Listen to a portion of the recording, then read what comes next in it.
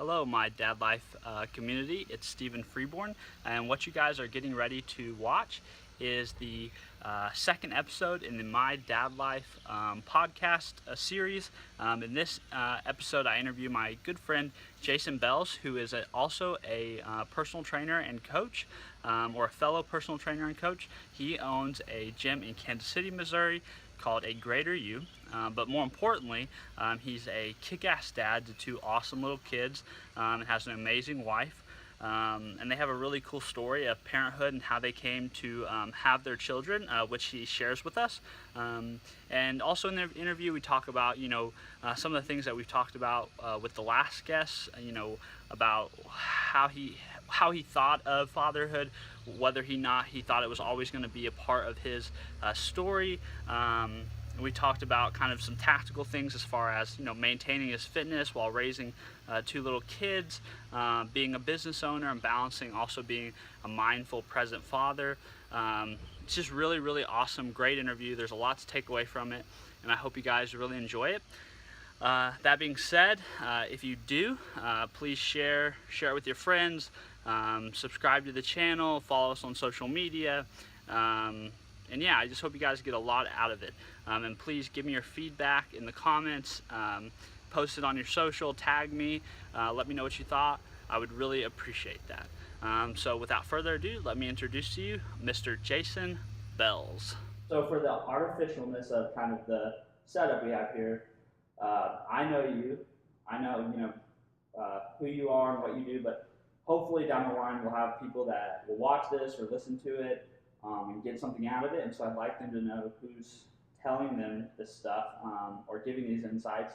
So could you tell us kind of like a brief, the typical bio, like who you are, kind of what you do for a living, how long you've been married, how many kids you have, what are their names, just kind of a brief overview of you. Cool. Jason, 37. You're so old, man. I know. I don't feel that old, which is good. It's nice. I still feel like I'm in my late 20s. Age is but a number, right? Own a gym. Been a personal trainer for going on 5 years now. That's awesome. Been married for I think this will be our 5th or 6th. Wife's gonna kill me for not knowing exactly. That's awesome. But then we've been together for about 8 years, and wow, it's been phenomenal. I've loved every minute of it. Couldn't ask for a better support, a better wife. She's phenomenal. We just had twins going on a year ago.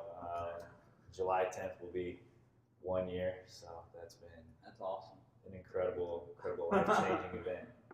It's a ride for sure. Absolutely.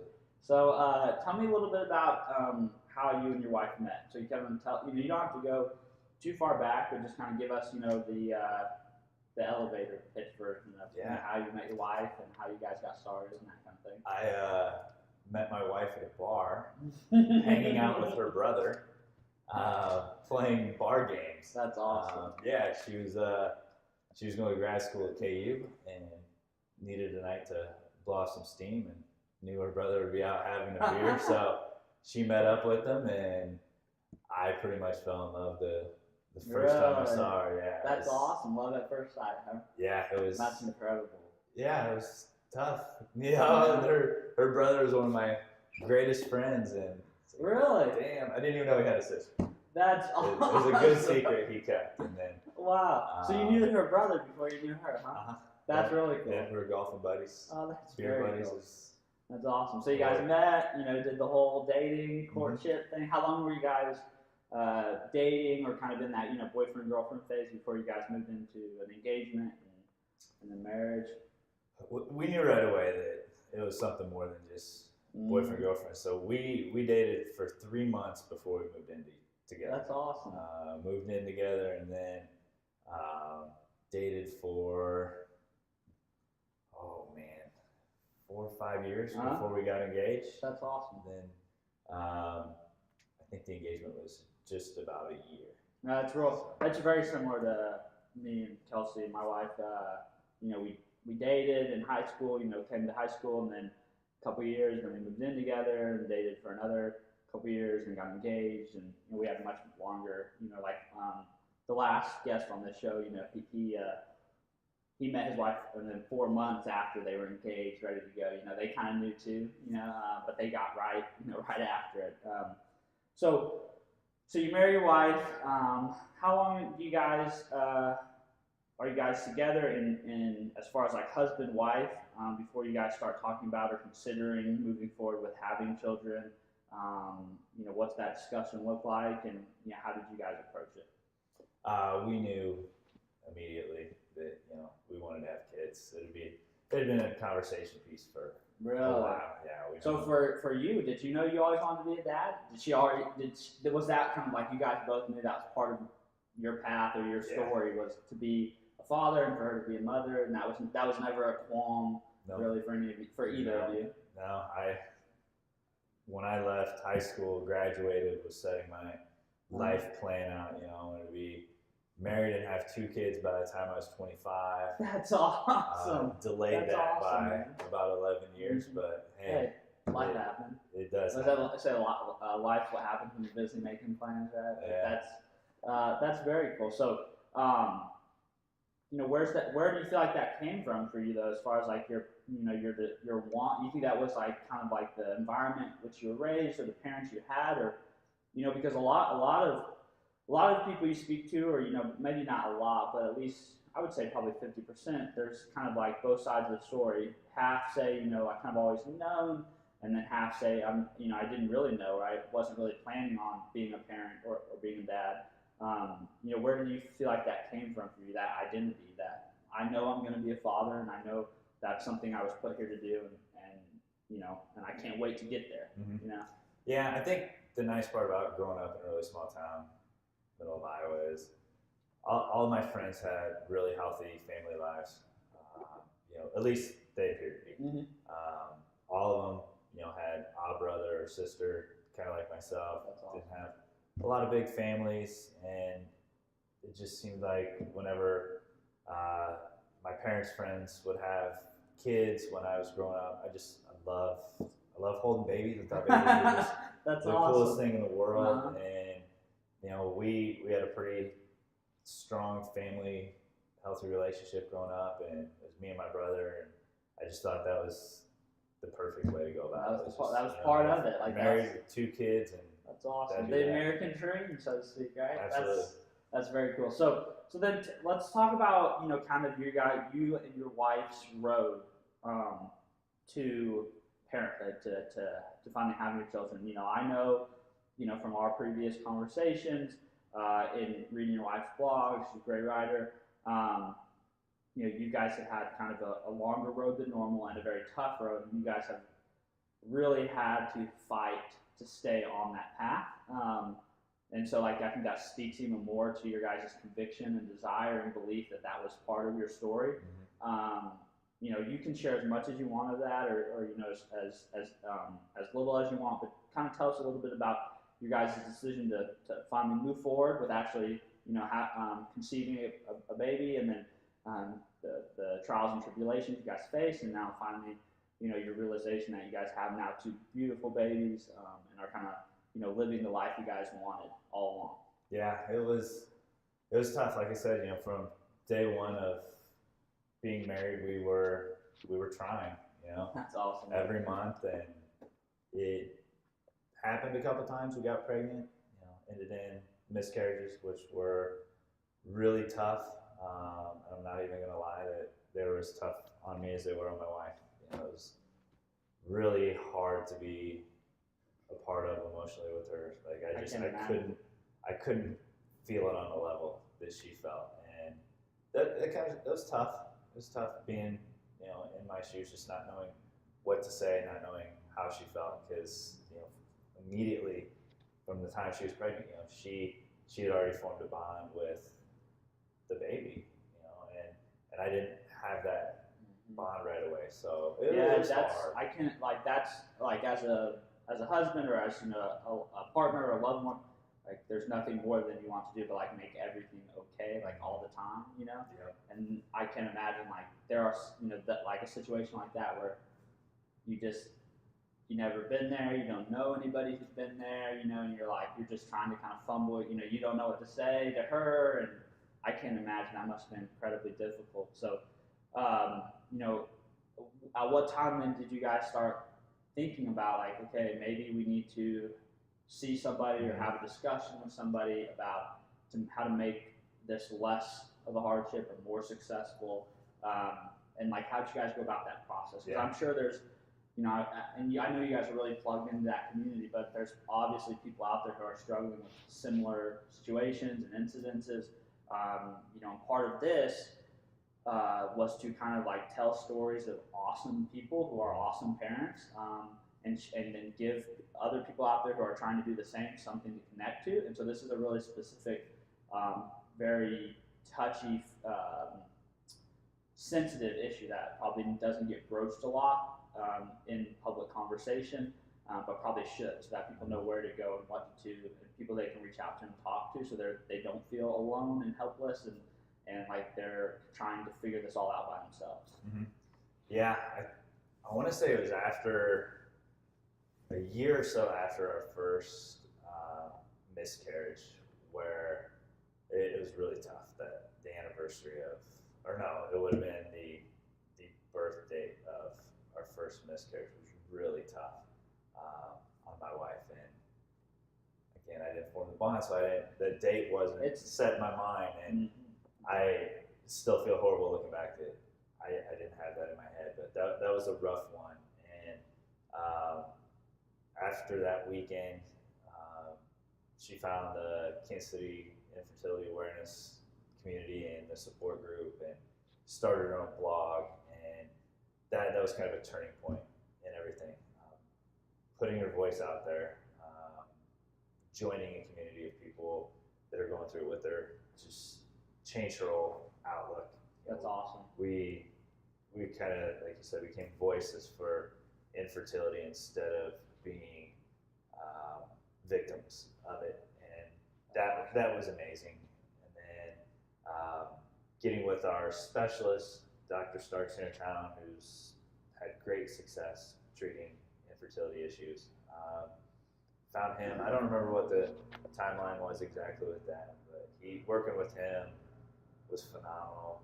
You know, not that it was easy. We, you know, after miscarriages on our own, we had a couple failed IUI attempts. We had a failed IVF attempt, and then went to an egg donor route, and that's where we had success to That's awesome. get our twins. So, you know, we knew no matter what, as soon as we met with the specialist, that we were going to take the next step to getting kids. That's awesome. Like I like applaud you guys. Like your wife's here, give her a hug, because like there's people talk all the time about, like, we're in the fitness community, right? So people are always talking about going beast mode and like being hardcore, and like squatting and deadlifting, like that's easy, but like fighting and like struggling and reaching for something that just keeps being denied to you, especially something so close and so dear to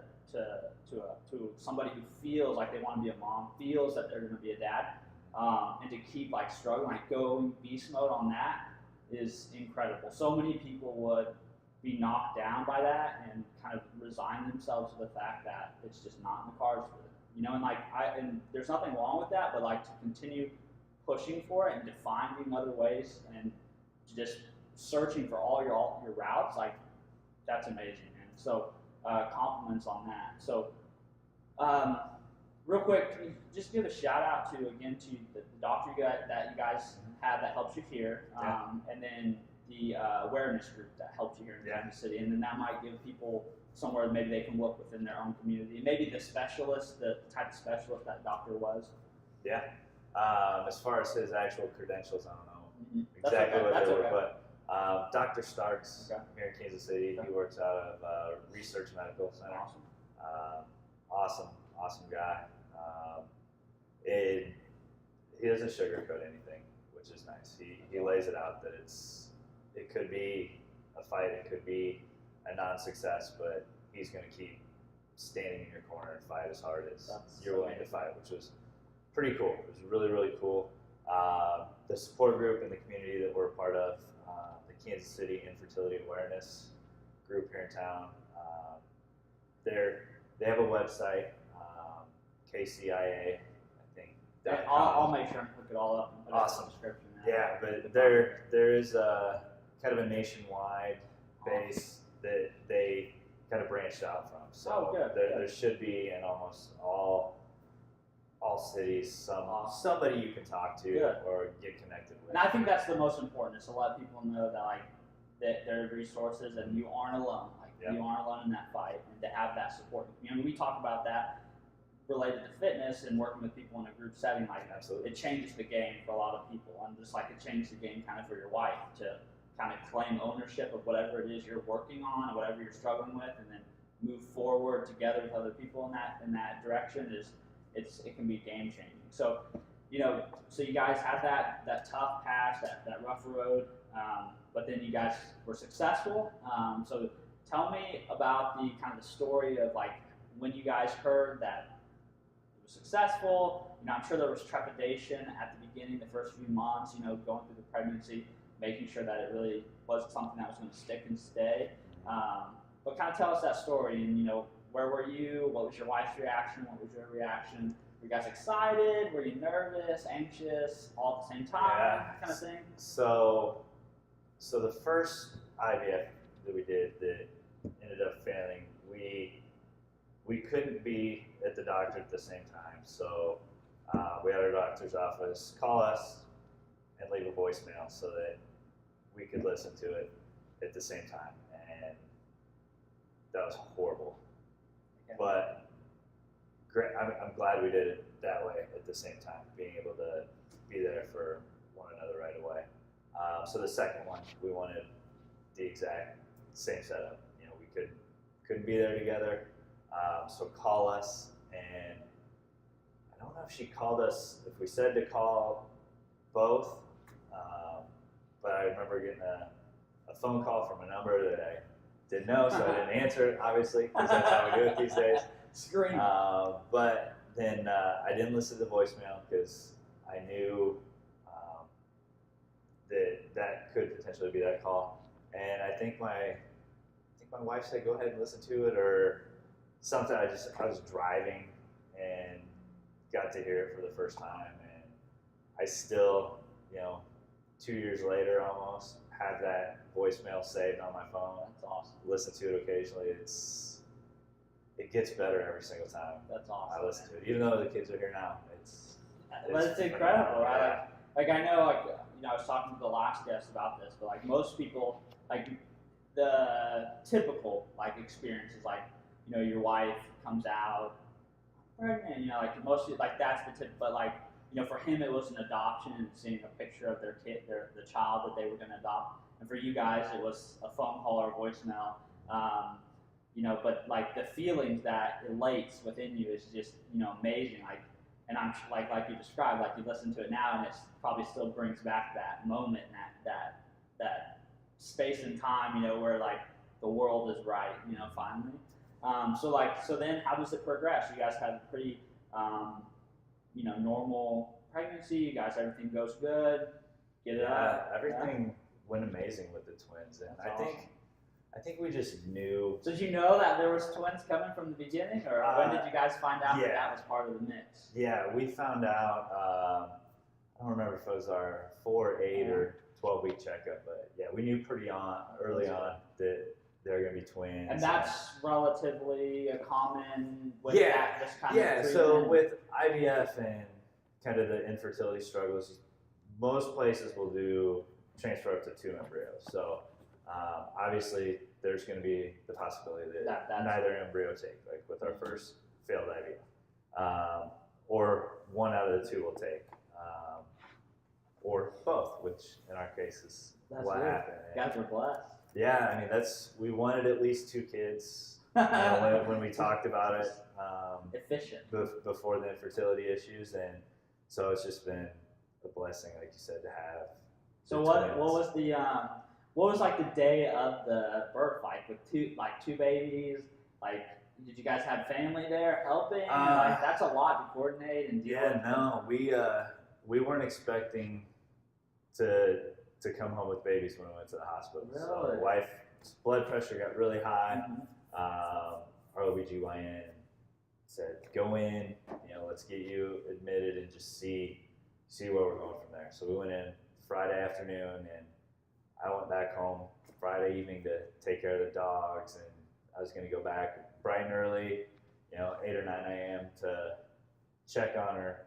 Thought I was going to be taking her home, and overnight she ended up going into labor.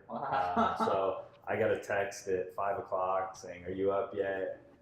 I'm in pain. I need you to get here." So I was up. I get up early, anyways, So I got to the hospital as soon as I could, and she was already in labor, and it was neat because we didn't find out the sex of the baby. Oh, really? At all.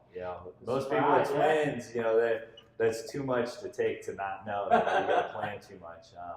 But really early on, I always thought I wanted to know. My wife talked me out of it, and then when we found out we had twins, she kind of thought maybe it would be better to find out. I was like, no way, you already talked me out of it. Like I'm bought into the surprise of it all. And like they say, once you get pregnant, all you're looking for is just a healthy baby. But when our son Brooks came out, I did not know how bad I wanted a girl until I saw him, and immediately like this mild anxiety of, oh my God, what if the next one's a boy too?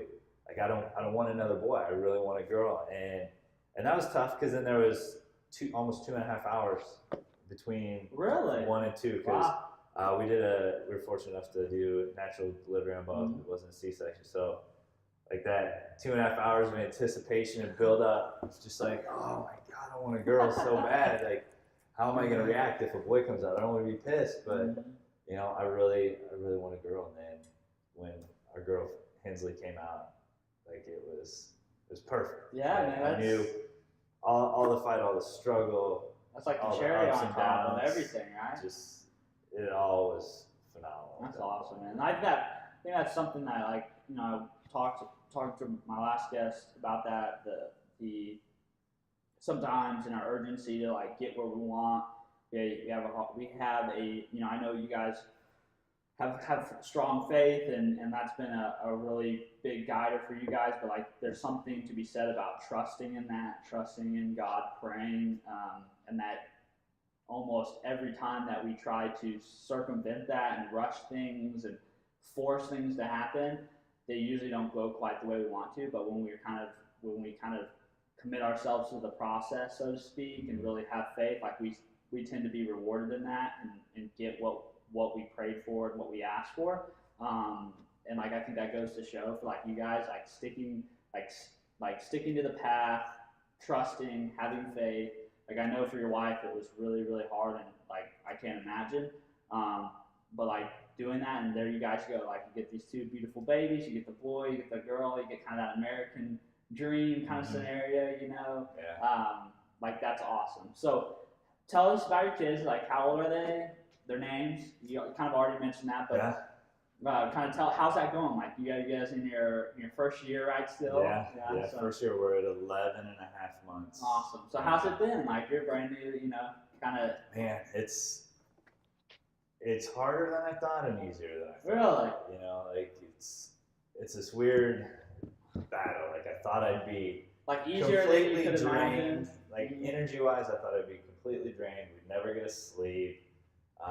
Go through the rest of my life chugging coffee. I still chug coffee, but for other reasons than just being completely exhausted. The kids they sleep really well.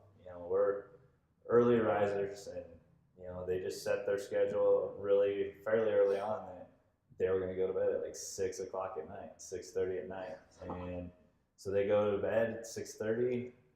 I'm 107 years old, so I go to bed shortly after they do.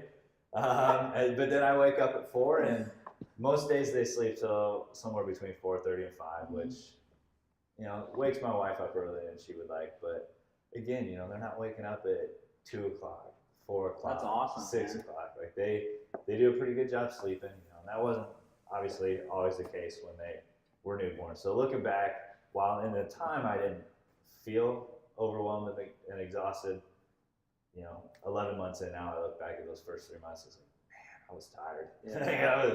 I think there were times that I should not have been driving the vehicle because I was so tired that it's just, they say exhausted driving is sometimes worse than impaired driving. And but I like all would that, agree with them, but it's I would imagine like you're kind of like you're on cloud nine. You know what I mean? It's kind of like that, the same experience you had, where the like Friday night lights are on, adrenaline's pumping. It's kind of the same thing, like what you've always wanted is happening. The kids are there, like you're almost like living the dream, so to speak. And so like that exhaustion, everything kind of like, for some reason you seem to like it just doesn't stick as prominently in your mind at that moment, because there's so much else going on. But that's awesome. So, more related to kind of your, being a dad, being a father, when did you kind of subsume or assume that kind of role into your identity? A lot of people talk about how, with mothers, like you said, your wife, like she knew, like the minute she was pregnant, like she had that connection. She's a mom, like she owned it. Maybe even before she got pregnant, she was already kind of like, I feel like my wife kind of has already assumed that identity into her long before, like she knew, like that's what she wanted to do. That's a big part of what her life is going to be about caring and loving, her kids, but probably other people's kids and other people in general.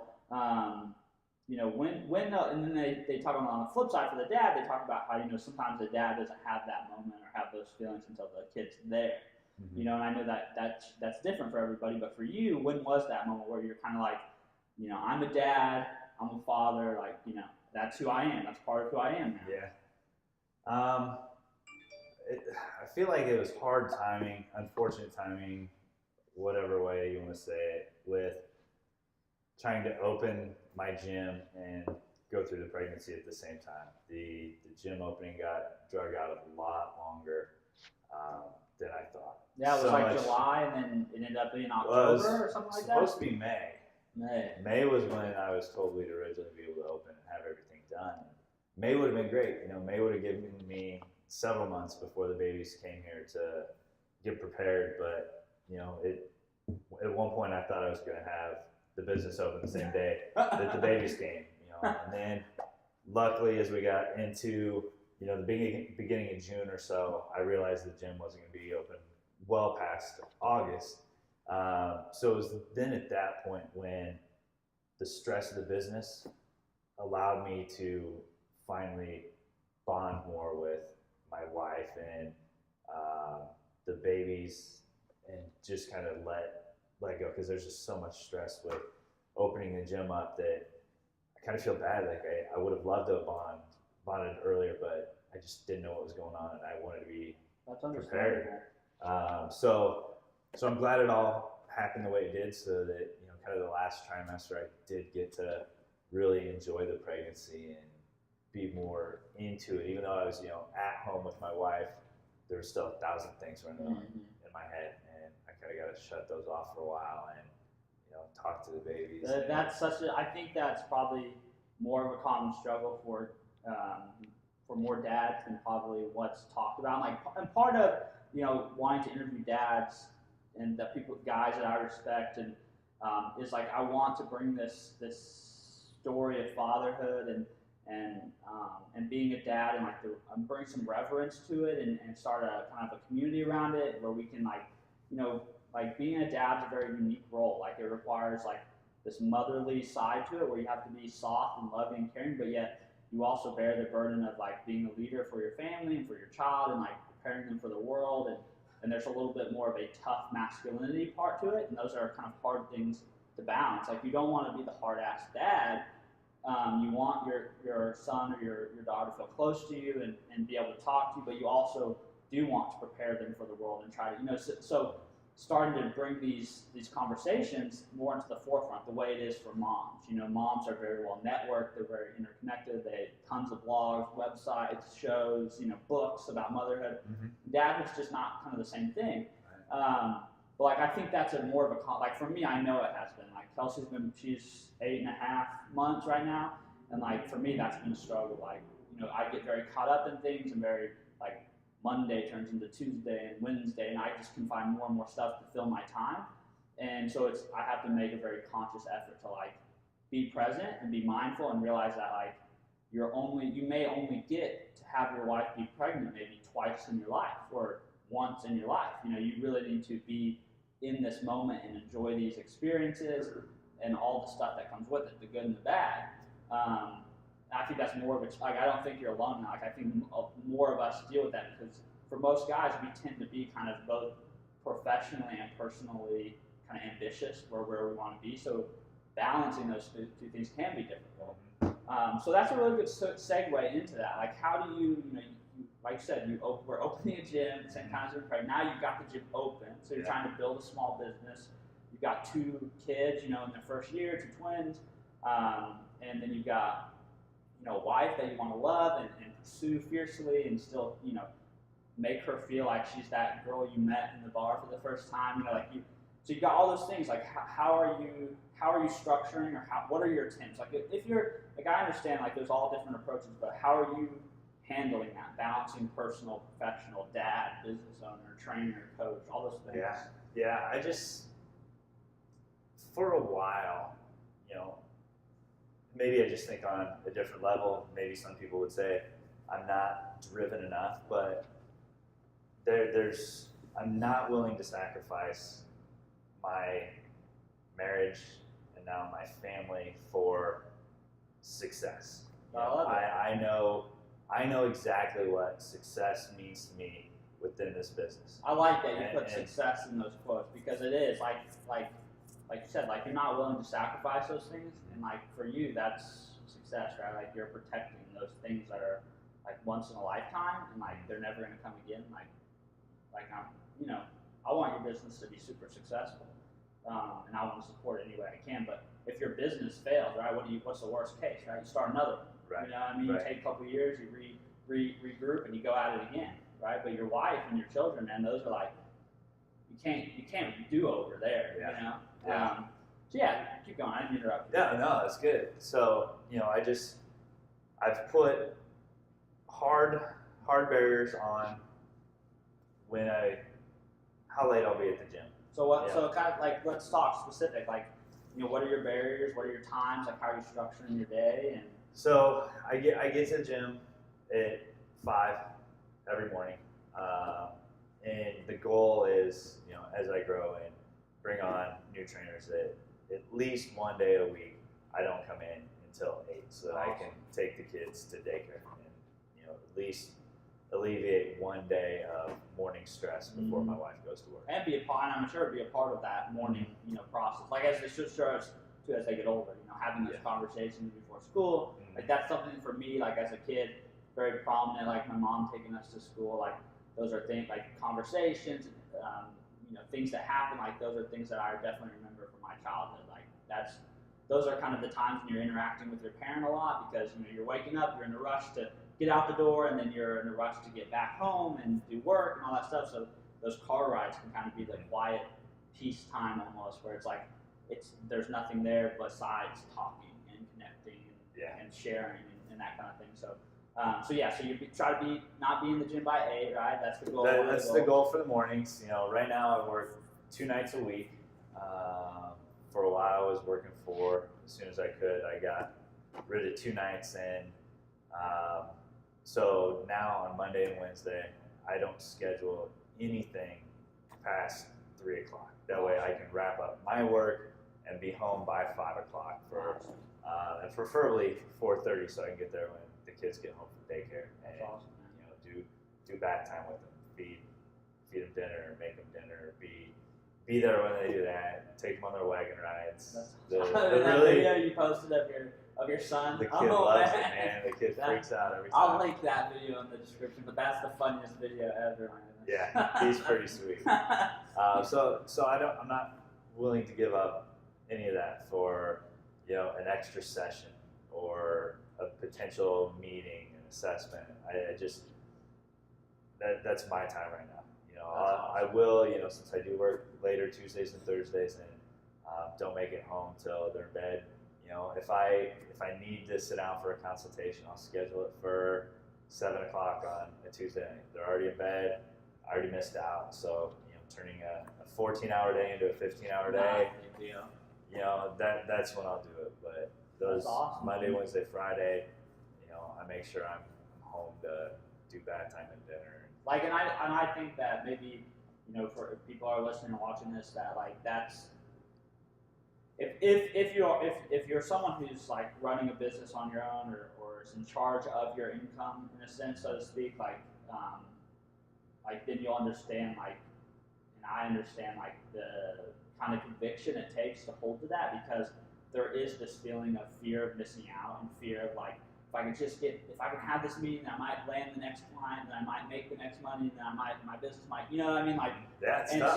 so to really stand by that conviction of like, okay, no, at 2 or 3 o'clock, regardless of potential client, regardless of any, like I've got to get home, I've got to shut down, I've got to get to my kids.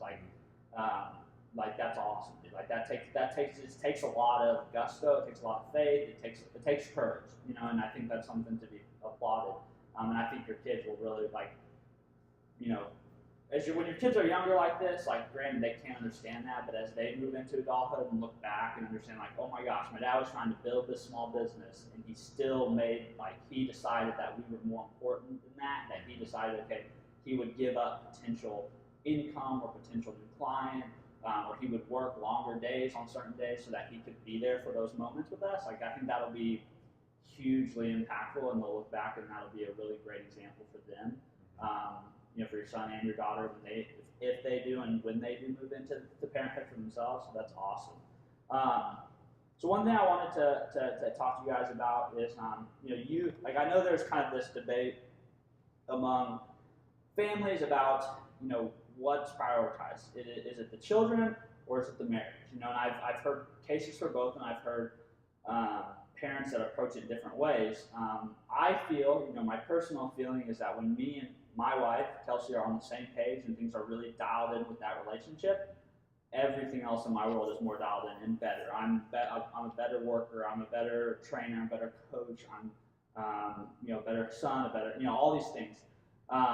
You know, how do you and your wife approach that? And if you guys do prioritize each other, you know, that's kind of the base for everything else.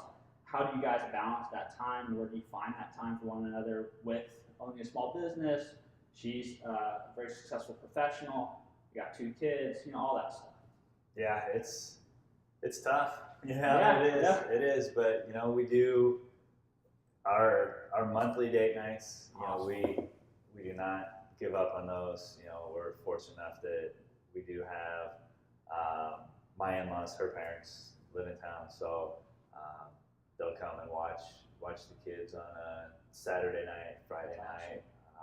Just so we can go out. I mean, we've still not gone out any later than 8:30 at night, but well, you know, got to be out by 5, right? But we still go out, and we still have the time, just one-on-one. And then, you know, we've wanted to be parents for so long that, you know, we don't go out. We're not socialites. Mm-hmm. We don't need to be at all the parties. We don't need to be out at bars and be seen. Like, for 2 years before we even had the kids, like, we were perfectly comfortable on a Saturday night, dinner at home, and a movie and a bottle of wine. Like, we didn't feel like we were missing out on anything. Awesome. Because we had each other. And so, you know, that continues to today. You know, it's not, I need a guy's night. You know, I got to get out of here. I need a guy's night. Or she's not like, I have to go away and have a girl's night. So awesome. We still, you know, almost 95% of the time, you know, once the kids are in bed, we're there together. That's good. And, you know, most of the time it's watching mindless TV and but it's flipping through our social media it's still pages. That time, you know what I mean? But yeah, we're doing it together. Like, we're sitting side by side, and, you know, I know there's no place that I would rather be. She knows there's no place she would rather be. And then we know each other feel that way. That's awesome. It just, we try to. I mean, spend as much time. Yeah, you gotta kind of, and like that's where the way I think about it is, it's more like the realisticness of like actually getting, you know, 8 straight hours with your significant other to just like have a day to each other. Like, it's just not that realistic in most people's world. But it's that idea of like you and your wife being very intentional about like, okay, like we've got an hour or two now, the kids are in bed, like we can just spend time, me and you together, and like, and making an effort to do that, and not like finding another thing to fill that time with, like, a chore that can wait, or a task for work that can be put off till the next morning, like that. There's nothing wrong with procrastinating those things, because like you have this moment together and you need to relish in it and enjoy it, and that way you guys are staying, as one and not drifting, because I think that sometimes happens, like your life is so busy and you don't make that time, you're not intentional about it, and you both start to change and you drift, and then it becomes a little harder to come back and find one another, and it can strain things, but that's awesome. So then another kind of more tactical thing, how do you, one thing I feel like doing my own parents' marriage, doing other people's marriages, one thing that I feel like is a recurrent stressor or problem, I guess, so to speak, is finances, money, right? Like it should be something that's very objective, but what you come to find out is that everybody has really, really strong emotions around finances, money. Where is it spent? How's it spent? What's it spent on?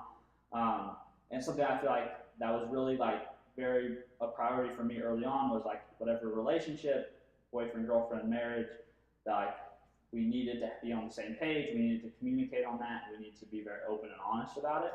And it's something I feel like Kelsey and I have done well over the last 4 or 5 years, since moving out together and kind of setting up a household, now being married. Like we've been very like, we've had a system, and like we're I'm a fan of kind of the Dave Ramsey system where we use envelopes, and like ours are more like electronic envelopes on an app that we budget with.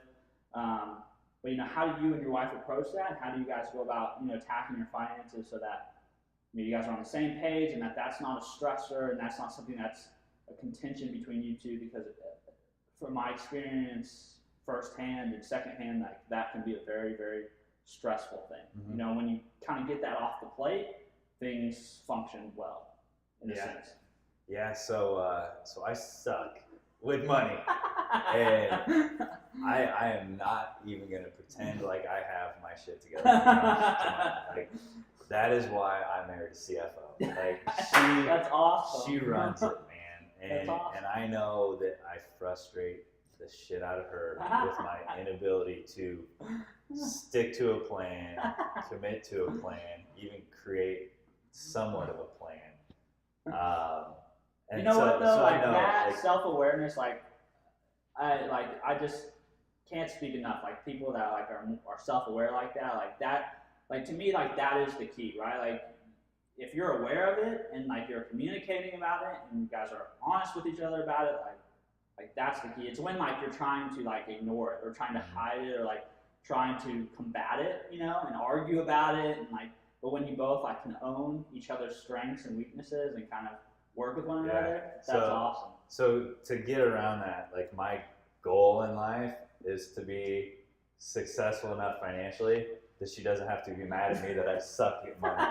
That's awesome. I want There's nothing wrong with that. There's enough money to take care of ourselves, enough money to put in the bank, and then enough money to take care of my stupidity with money. Like your love for sneakers? Yes, which I'm dialing back. I actually donated like 12 pairs, roughly 12 pairs. So that's awesome. I'm gonna see if getting back to basics and kind of a minimalist way of thought kind of takes me away from wanting that next pair for whatever stupid reason I try to justify it with. So it's worked. I've not actually shopped, whether it was just for fun or for shoes. And since I've kind of that's awesome though. I think there's nothing like I don't think there's anything wrong with that. I think that's really like something that the person I interviewed last time, something he ended with was like find that person that you love and find that person that you can partner with in this thing together. That's really going to complement your strengths and you're going to complement her weaknesses, and like being aware of that, like and knowing like if she's the CFO, right? Like why do you need to be the CFO too, right? Like you can be the COO, you can handle the operations, you can handle, what I mean? Like you can handle the vision for your family, or like you're partners, but it doesn't mean that you guys can't like have specialties or you guys can't decide, okay, I have a knack for this, so I'm going to own that responsibility for our family and our, just like you would in a business. You don't have to. Well, in a small business, you kind of do, but like eventually, as you grow, you try to like find people that can complement you and take over things you don't care to do or aren't super exceptional at. So that's awesome. So one thing, so we're kind of, I don't want to take up any more of your time, so you can get on with your Father's Day. But one thing I kind of wanted to end with. Actually, let's not end. One more thing I want to address. How are you balancing? Okay, so you're a coach, you're a trainer, right? So you're in the fitness world. You're a new dad, two kids, a wife. She's got a job. One thing we probably encounter as coaches, is this complaint of I can't stick with my food or I can't stay on my fitness because I've got too many things going on. So as a coach who's dealing with all that right now, and you're coaching people on that, how are you balancing that? How are you making sure you're taking care of your body physically, mentally? How are you still sticking with a regular fitness regimen and a rather on-point nutrition with everything that's going on? Kind of share your expertise with us, so to speak. Yeah. So I still continue to food prep. Every week the kids are born, I've spent Sundays, 2 hours. It feels like 4 sometimes, but usually it's about 2 hours prepping meals. Because I feel like that is the one thing that I still have control over, because the workouts will be sporadic and irregular right now.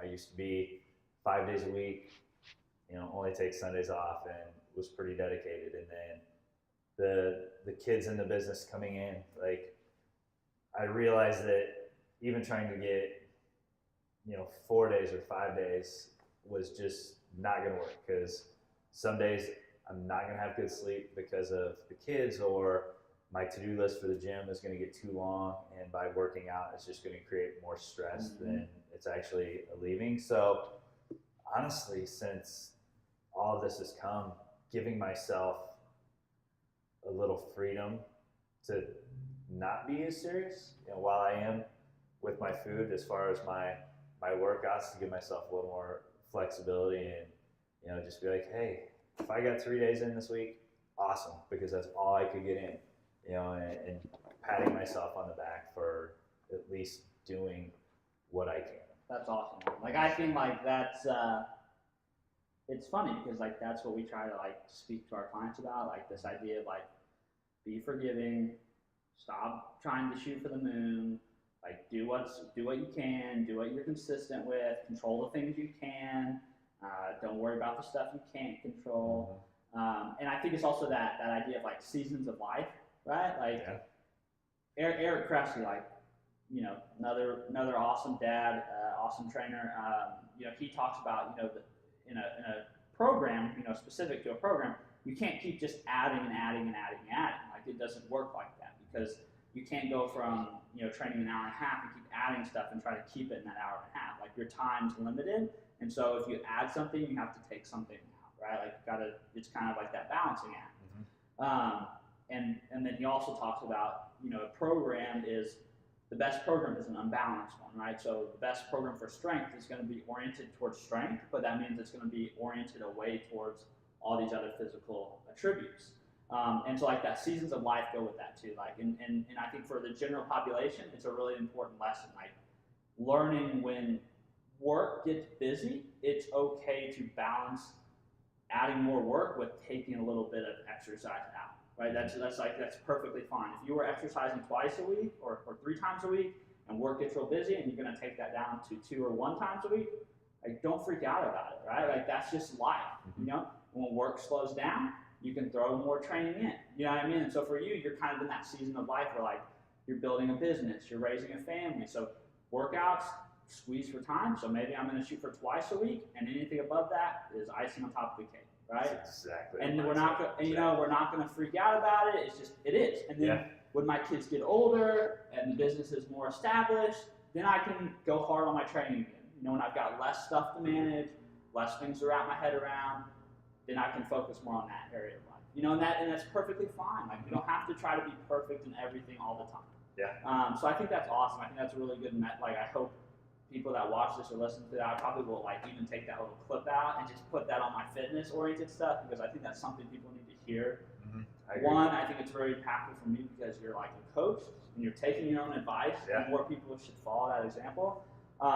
So now, kind of summing it all up, one question I wanted to end with is, one thing that I feel like helps me kind of prioritize and organize my life is this idea of my own mortality, and that my time on this earth is finite, and where I spend it, I'll never get it back.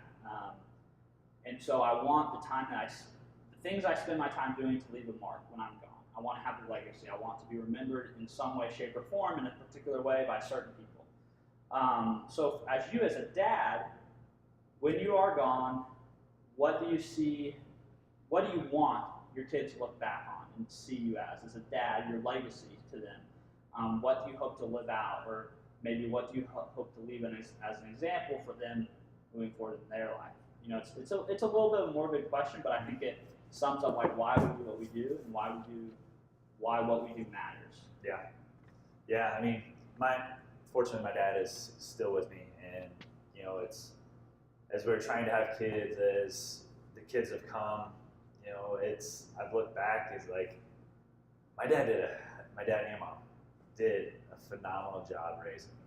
It's funny how when you look back, you see that, but when you're in it, you're like, damn it, mom, damn it, dad, I just want to live my life. Right. And so, like, I've just been trying to wrap my head around, like, what did they do that worked?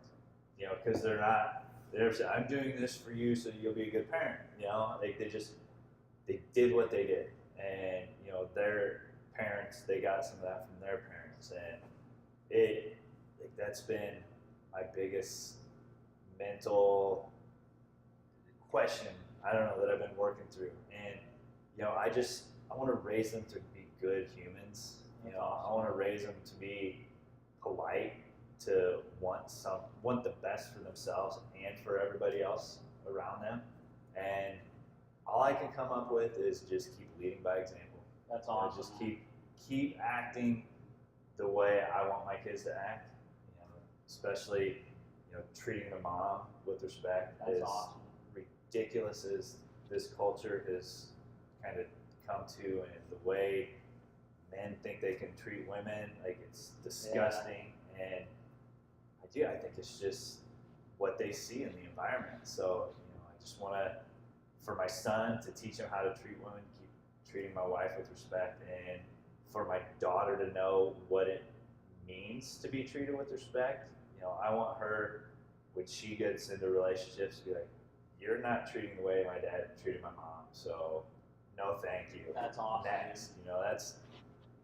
I want to leave them with that. And I think that, I think as like a parent, I think that's where your attention should be. Like, as a parent, like, your example is for your children.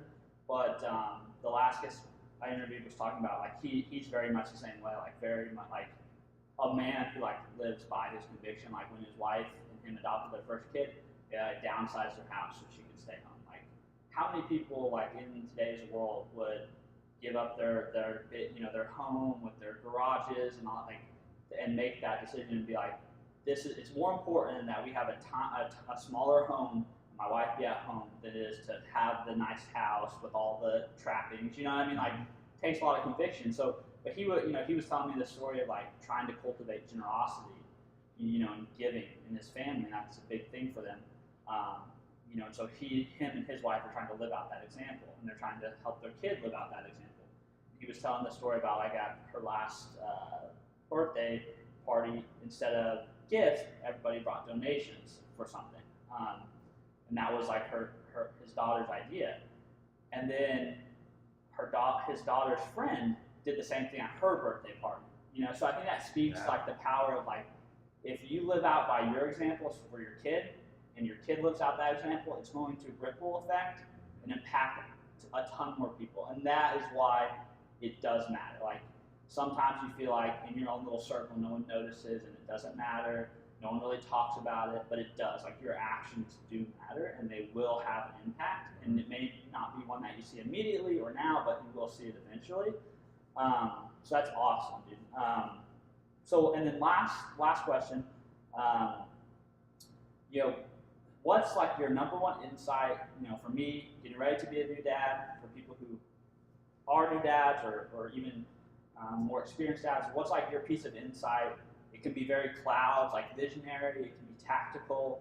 What's your piece of advice for us, to level up our dad life, so to speak? Just being in the moment. I love that. As this year has flown by, and you hear everybody say it goes too fast. It goes too fast. They'll be 18 before you know it.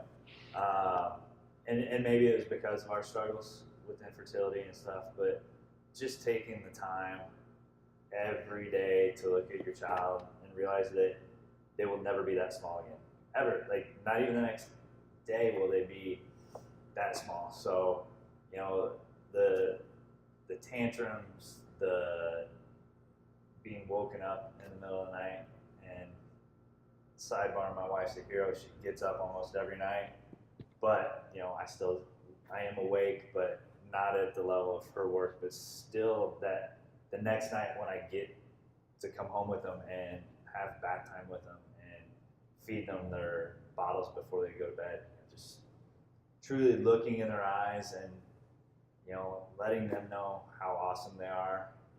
They don't really know what you're saying, but I try to tell them that I love how you're so courageous and confident, and that's awesome. Your communication, because they'll start babbling, and I think just putting that good energy into them, being present as much as you can, and just know that tomorrow they're going to be bigger, and you will blink and they will be 18. And that's awesome. You will blink. They will own a business and be married and have their own grandkids. So. That's awesome advice, man. Well, I appreciate you taking the time to sit down with me. Absolutely, man. It was a blast. Thank you very much. So that's where we will stop it. Awesome, man. That was fantastic. Yeah. I like that. Awesome. So you guys just finished up watching the interview I did with Jason Belz. It's the second episode in the My Dad Life podcast. I hope you really enjoyed it. Please, if you did, share it with your friends. Subscribe to the channel. And I'll be back in another 2 weeks with a new episode, a new guest, and another interview with lots of great information and advice to help us level up our dad life. So I'll see you guys then. Bye.